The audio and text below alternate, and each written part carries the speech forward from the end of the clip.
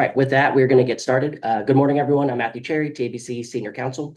The purpose of today's hearing is to receive comments on the rules that were proposed in the March Commission meeting. These proposals were published in the April 10th edition of the Texas Register, and the written comment period is still open and ends on May 11th, 2026. We have two agenda items up on the screen today, and I will get started with agenda item number 1, which is the proposed amendment to Rule 41.12 for compliance reports. So currently subsection D of the rule provides that TABC may issue a written warning to a permittee or a licensee who fails to file a compliance report by the due date. The proposed amendment now adds a new subsection E, which would permit TABC to issue such a warning without an administrative hearing. And with that, I will open the floor to receive any comments on agenda item number 1. Hey, Matt, this is Edgar. Is it all right if I speak? Yes, sir. Good morning. Good morning, Matt. Thank you again for having the public hearing. Our concern with the rule, and I've said written comments, is that you deprive due process by issuing a warning, and there's no hearing rights that are associated with the same. And this really affects the conduct surety bondholders. I understand in the preamble of the rule that this is not intended to be a strike for conduct surety bonds, but there's no corresponding rule like you have for cash and credit law warnings. So I just wanted to put that out there. Thank you. Thank you. Appreciate the comment. Is there anyone else that would like to comment on agenda item number 1? Hey, Matthew Dewey Bracken. Good morning. Hey, just echoing what Edgar said. If y'all look at your rule 33.41, 6 and 7, those are the specific provisions that I think Edgar references regarding the fact that cash laws don't count against your bond, or, only the 6th one counts. So yes, I would agree that to clean that up and make it clear, maybe add a provision to that rule stating that these compliance reporting warnings will have the same effect. Thank you. Understood. Thank you for the comment.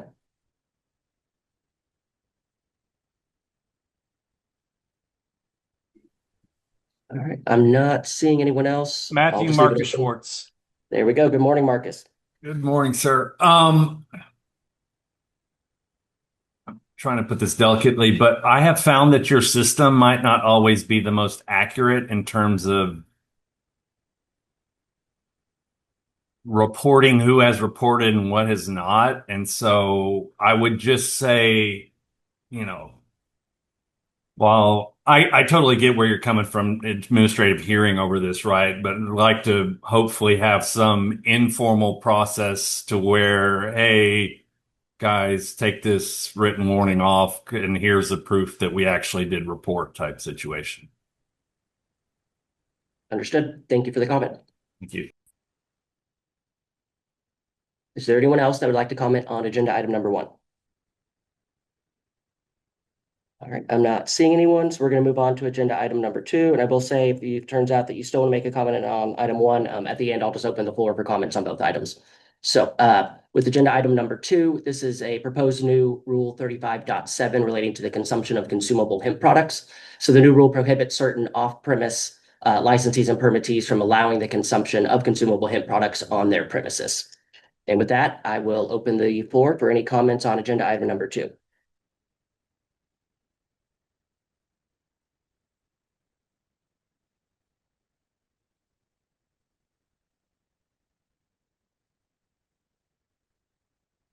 Right, I'm not up. It looks like, yeah, we have one hand up. Christine Scruggs. Hi, good morning. Thank you for taking public comment today. I have spoken here before about the devastating effects that intoxicating hemp have had on our family.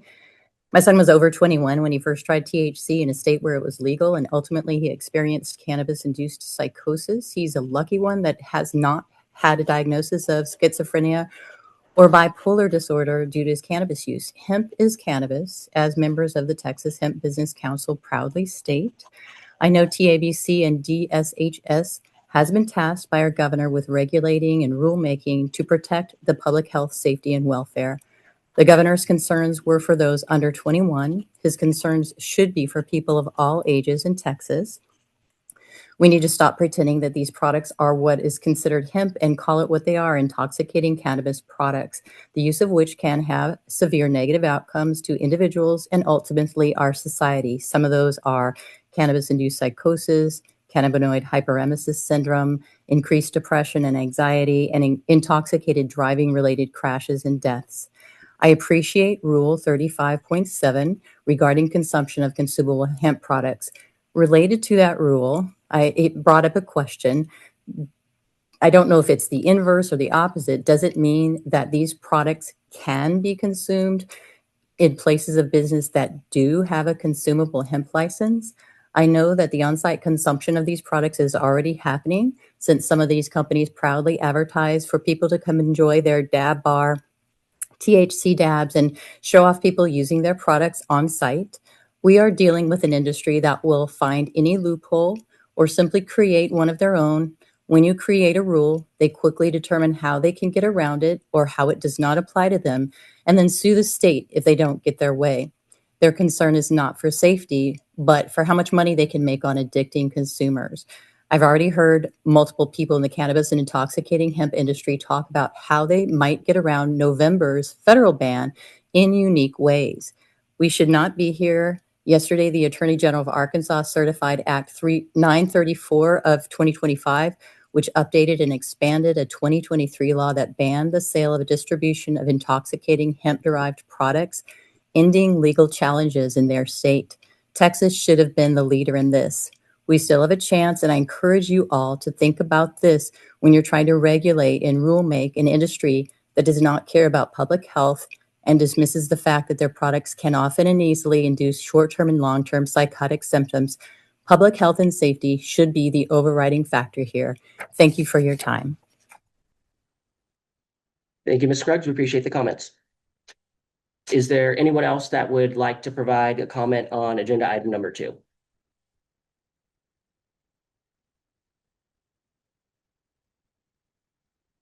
All right, I'm not seeing any hands, so now I will open the floor. Is there anyone that would like to comment on either of the agenda items?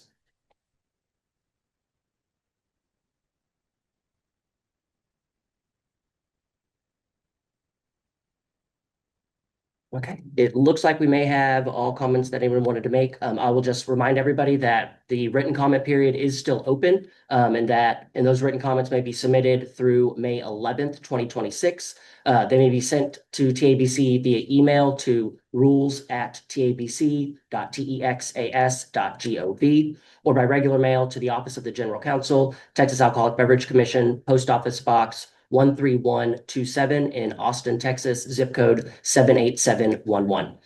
Thank you for your time, and that concludes today's public hearing.